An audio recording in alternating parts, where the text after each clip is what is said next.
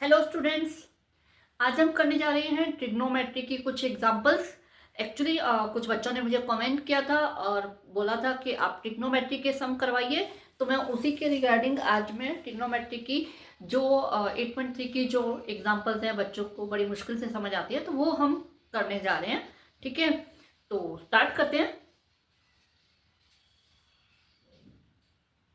ये मैंने 10th example दी है चैप्टर 8 की। Prove that sec a 1 minus sine A sec a plus tan a equal to 1। इसे हमें 1 के इक्वल करना है। हम लेफ्ट हैंड साइड इसका ले लेते हैं।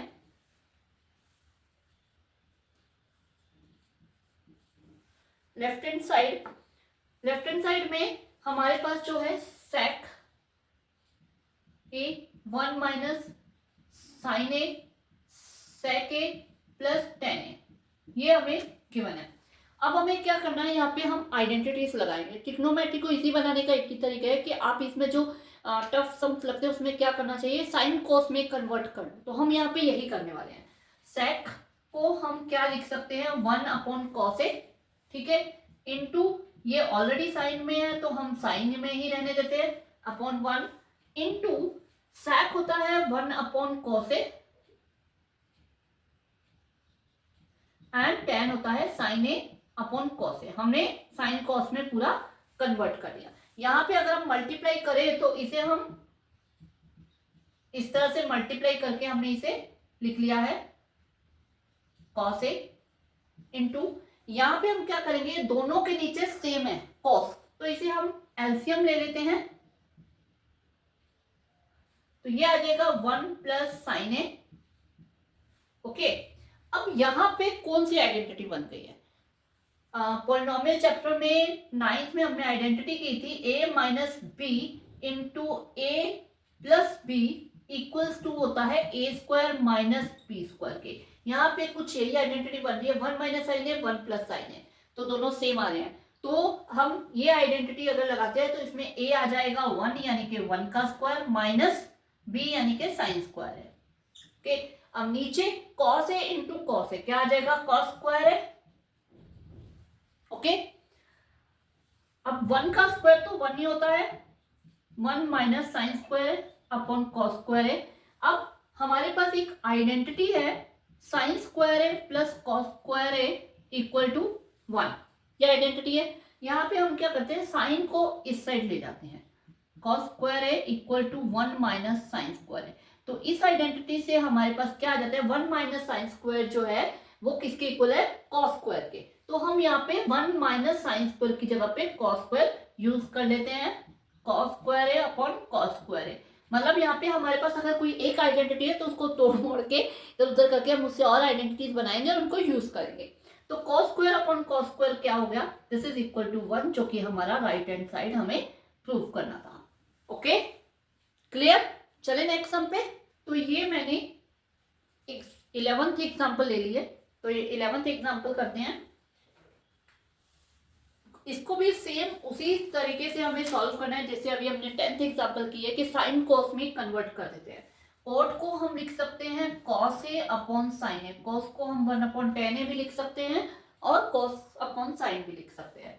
ठीक है, कॉस ए, अगर ये आइडेंटिटीज में कंफ्यूजन हो तो मेरे आइडेंटिटी से रिलेटेड शॉर्ट जो है वो मैं अपलोड कर रही हूँ साथ के साथ ट्रिग्नोमेट्री के, तो वो आप देख लेना, डेफिनेटली आपकी सारी कंफ्यूजन दूर हो जाएगी।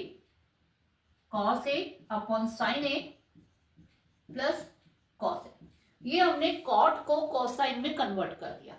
अब this is upon 1, this is upon 1, इन दोनों में से कॉस जो है वो कॉमन निकल रहा है, तो हम इसको कॉमन ले लेते हैं, कॉस ए अंदर हमारे पास बच जाएगा। यहाँ अगर कॉस बाहर निकल गया क्या बचा, कुछ भी नहीं, तो क्या होगा 1 होगा, क्योंकि मल्टीप्लाई में बाहर निकला है तो 1 बच गया।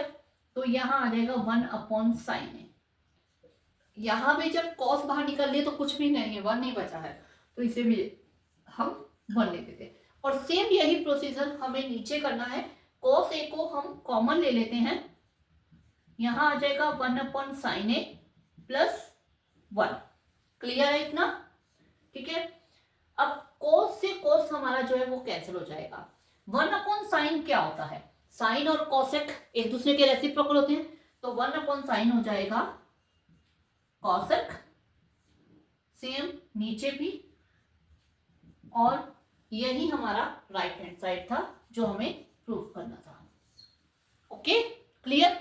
अब इसके बाद हम चलते हैं नेक्स्ट एग्जांपल पे जो मैं करवाने वाली हूँ, एग्जांपल नंबर 4, जो कि 8.1 एक्सरसाइज से पहले आती है और वो भी थोड़ी सी बच्चों को टफ लगती है, तो वो एग्जांपल हम करने वाले हैं। ओके, तो ये रही एग्जांपल 4। ठीक है, क्या दे रखा है, इन अ राइट एंगल ट्रायंगल। सबसे पहले हमारे पास एक राइट एंगल ट्रायंगल है जो हमने कुछ इस तरह से बना दिया है। ABC right angle at B, B पे राइट एंगल है, यानी कि जो राइट एंगल है वो बी पे है, तो हम बाकी को भी नाम दे लेते हैं ए से। इफ tan A को एंगल माना है, थीटा माना है, तो tan A is equal to 1 है। अगर tan A एंगल हम लेते हैं तो हमें पता है जो भी हम थीटा लेते हैं वो बेस और हाइपोटेनियस के बीच में बनता है।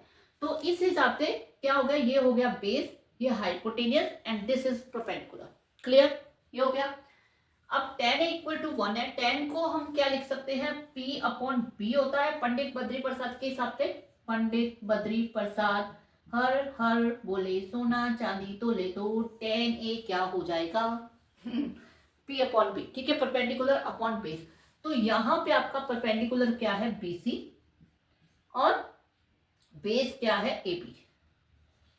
ये 1 के इक्वल है, BC अपॉन AB जो है वो 1 के इक्वल है। तो यहां से आप क्या कर सकते हो, अगर क्रॉस मल्टीप्लाई हम करें तो BC is equal to AB आ जाएगा, और जो हम ले लेंगे K। मैंने पहले भी एक बार बताया था, K क्या होता है, एक तरह का कांस्टेंट होता है, क्योंकि ये हमें जो है ये हमें रेशो दे रखी है। अब रेशो क्या है, अगर मान लो ये दोनों 5 हुए, एग्जैक्टली 5 सेंटीमीटर 5 सेंटीमीटर हो, तो काट के क्या आ जाएगा, 1 ही आ जाएगा। तो हमें नहीं पता कि क्या कर गया, तो इसलिए के लेना मस्त होता है, तो हमने इसे के ले लिया। ठीक है, अब अगर हम इसका हाइपोटेनियस यानी कि AC फाइंड करेंगे तो क्या आ जाएगा, AB का स्क्वायर प्लस BC का स्क्वायर, तो ये आ जाएगा K का स्क्वायर प्लस K का स्क्वायर। तो 1K स्क्वायर ये बन जाएगा 2K स्क्वायर। 2 तो रूट के अंदर आ जाएगा क्योंकि पेयर नहीं बना है, K स्क्वायर का K बाहर आ जाएगा। तो ये हमारे पास हाइपोटेनियस यानी कि AC आ गया। अब हमें जो फाइंड करना है 2 sin A cos A, तो इसके लिए हम क्या करते हैं, sin A और cos A की वैल्यू फाइंड कर लेते हैं। साइन क्या है, P अपॉन H। ठीक है, तो हमारे पास P क्या है, P यहाँ पे BC है और H हमारे पास AC है। BC की वैल्यू हमारे पास है K एंड AC की वैल्यू है K√2, यही है। ठीक है, यही हमने फाइंड की है। तो हम यहां से ये K से K कट गया और साइन A की वैल्यू 1/√2 आ गई। क्लियर, ठीक है। अब हमें क्या चाहिए, cos A, तो हम सेम इसी प्रोसीजर से हम cos A फाइंड कर लेते हैं, AB अपॉन AC यानी कि K√2, ये आ जाएगा 1/√2।